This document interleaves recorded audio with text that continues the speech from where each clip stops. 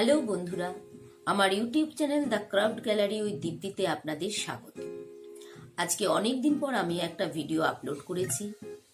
সেটা দেরি হওয়ার কারণ হচ্ছে এটা বানাতে বেশ কিছুদিন সময় লেগেছে, তার ফলে ভিডিওটা করতেও আমার একটু দেরি হয়ে গেল।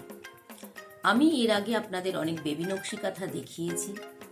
আজকে আমি দেখাতে চলেছি অনেক বড় একটা বিগ সাইজের নকশি কাঁথা। এবার ওই নকশি কাঁথার ডিজাইন এবং কিভাবে করেছি আপনাদের দেখাবো। তার আগে বলে নিই, যারা এখনো আমার চ্যানেলটি সাবস্ক্রাইব করেননি অবশ্যই সাবস্ক্রাইব করে দেবেন, পাশে রাখা বেল আইকনটি প্রেস করে দেবেন, যাতে আমি যখনই যে ভিডিও আপলোড করব আপনারা সেটা সঙ্গে সঙ্গে দেখতে পাবেন। আর লাইক, কমেন্ট ও শেয়ার করে আমার পাশে থাকবেন। চলুন দেখে নেওয়া যাক আজকের ভিডিওর পর্ব, যেটাতে আমি বড় নকশি কাঁথাটা দেখিয়েছি।